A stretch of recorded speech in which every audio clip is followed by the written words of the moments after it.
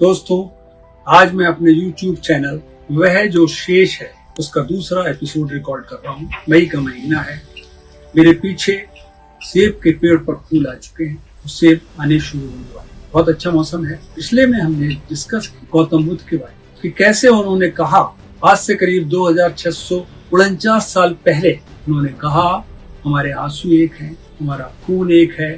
उन्होंने स्वतंत्रता, समानता और भ्रातृत्व की बात की। आज मैं उनके एक महान शिष्य सम्राट अशोक के बारे में बात करूंगा, जो मौर्य वंश के सितारे थे। मौर्य वंश की स्थापना चंद्रगुप्त मौर्य।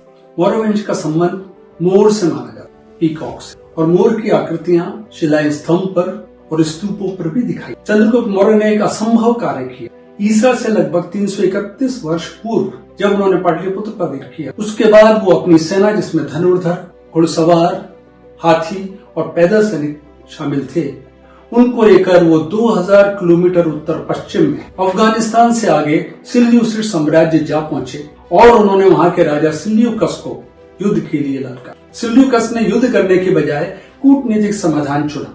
उसने उस समय के अफगानिस्तान और पाकिस्तान को सौंप दिया चंद्रगुप्त मौर्य को 500 हाथियों के बदले में, और अपनी एक महिला संबंधी का विवाह चंद्रगुप्त मौर्य से। और इसके अलावा उसने मेगास्थनीज अपने राजदूत को नियुक्त किया पाटलिपुत्र में।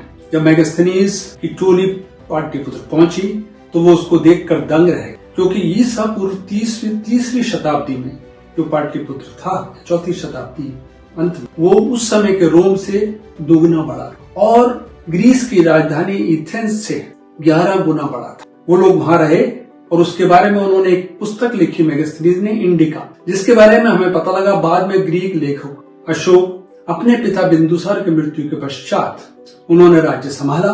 बहुत ही अच्छा वर्णन किया है अशोक का एड्रे ट्रॉस्की ने, एक किताब लिखी है, India history of 5000 years of सब कॉन्टिनेंट। इसमें उन्होंने अशोक पर एक पूरा चैप्टर समर्पित किया। वो उससे अत्यधिक मोहित है।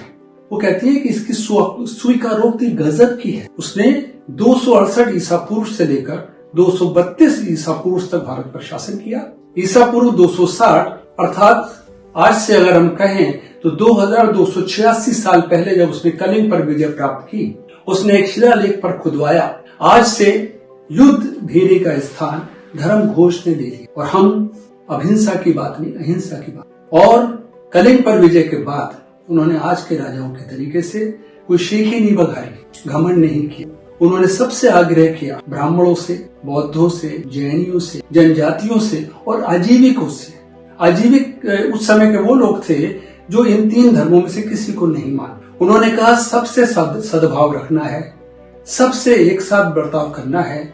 इतने दयालु थे वो, इवन उन्होंने कैदियों तक के लिए भी नियम बनाए। और कई बार शिलालेख पर उन्होंने लिखा, खुदवाया कि मैंने कई बार कैदियों को माफ कर दिया, छोड़ दिया, क्योंकि उनको भी अपने परिवार का पालन करना। वो पहले ऐसे सम्राट थे आज तक के इतिहास में कि उन्होंने शिलालेख बड़ी बड़ी चट्टानों पर प्राकृत भाषा में, ब्राह्मी लिपि में खुदवाया और बड़े बड़े शिला स्तंभ बनवाए। उस समय के शिला स्तंभ जो उन्होंने 2200 साल से पहले बनवाए, वो 8 टन से लेकर 51 टन के बीच भार वाले थे और उसके ऊपर 2 टन का शीर्ष था। उस शीर्ष में 4 शेर होते थे, जो कि हमने देखे हैं सारनाथ में जब हम वहां गए।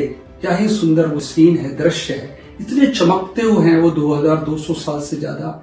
4 शेर और नीचे धर्म चक्र। उनके 4 शेरों को और धर्म चक्र को आधुनिक भारतीय राष्ट्र ने अपनाया और हमारे रुपए पर, हमारे ध्वज पर, हमारी सब चीजों पर जो राष्ट्र से रिलेटेड है वो स्तंभ। 8 से 51 टन के खंबे उन्होंने लगवाए, अत्यधिक चमकदार, जिनकी चमक अभी तक नहीं गई है गंगेटिक प्लेन्स में, गंगा के मैदानों पर, और चट्टानों पर खुदवाया उन्होंने, जिसको हम अभी भी देख सकते हैं कंधार तक। तक्षशिला म्यूजियम में पाकिस्तान में अभी भी वो सारी चीजें रखी हैं, उस समय लिखवाया इतने दूर। और इसके अलावा उन्होंने दक्षिण में मस्की और इरागुड़ी में शिलालेख मिलते हैं, गिरनार गुजरात में शिलालेख मिलते हैं।